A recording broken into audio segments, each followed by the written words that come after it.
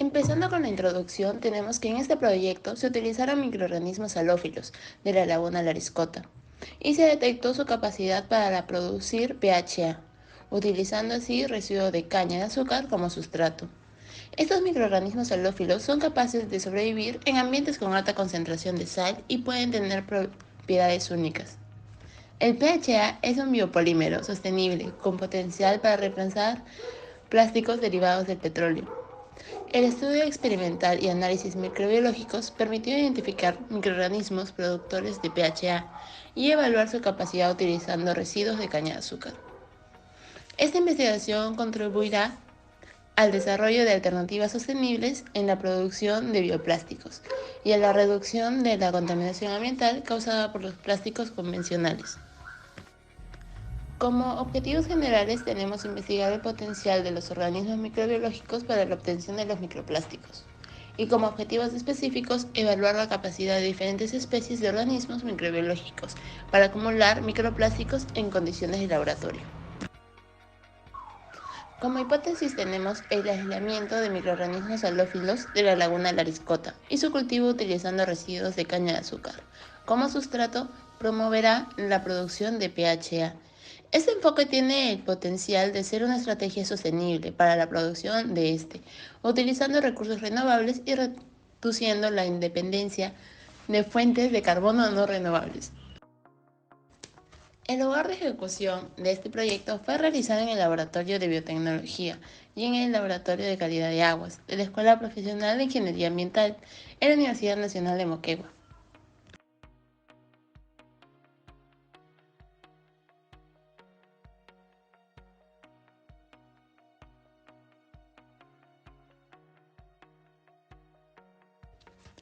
Para la metodología de la preparación del sustrato es fundamental recolectar un sustrato adecuado que servirá como alimento para las bacterias. En este caso se utilizará el bagazo recolectado de la caña de azúcar.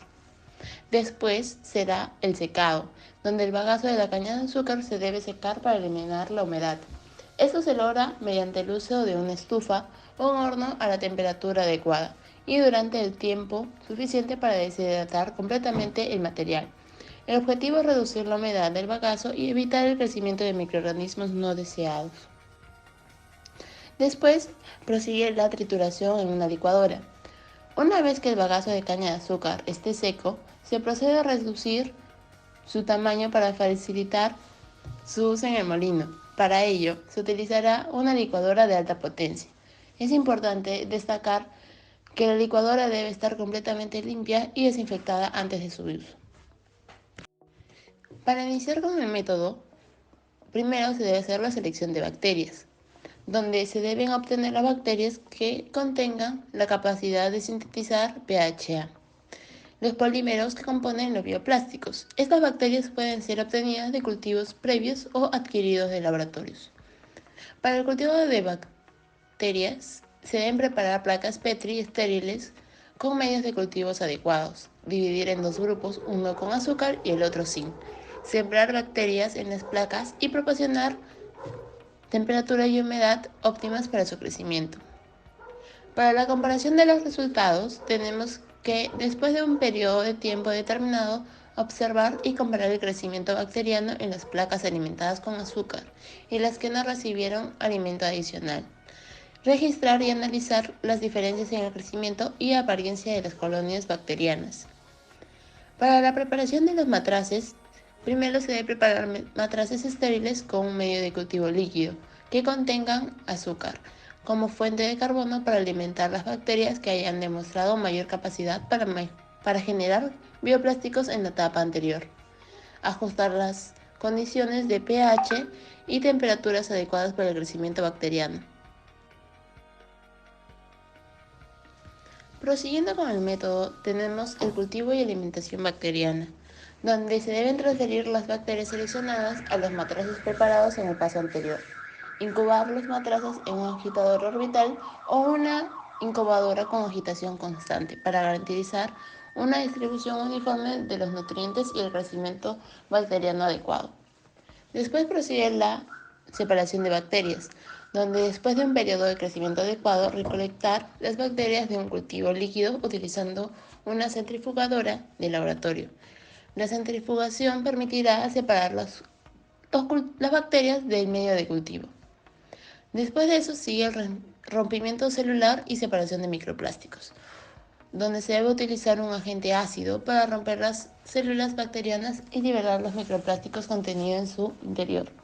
Este proceso se puede realizar mediante la adición de un ácido fuerte, como ácido clorhídrico, seguido de una separación física utilizando técnicas de filtración o centrifugación para obtener los microplásticos puros. Para la identificación de estructuras de bacterias, utilizamos microscopios de 100 por X, en donde en total tuvimos 9 muestras y 4 de ellos fueron bacilos, la muestra B1, B2, B3 y B7. También hubieron 2 muestras que contenían cocos y bacillus de bacteria, que fueron las muestras B4 y B5.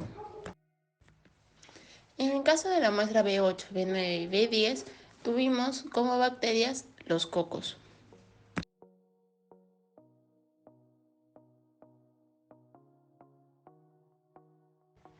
Entonces, como discusión de resultados, tenemos que en el proyecto se observó la producción de bioplásticos en varias muestras, como en la B1, B2, B3, B4, B7, B8 y B10, con microorganismos halófilos en la laguna de la Riscota utilizando residuos de caña de azúcar. Esto sugiere que estos microorganismos pueden producir bioplásticos a partir de los recursos locales, lo que beneficiaría el desarrollo sostenible y la generación de empleo en la región.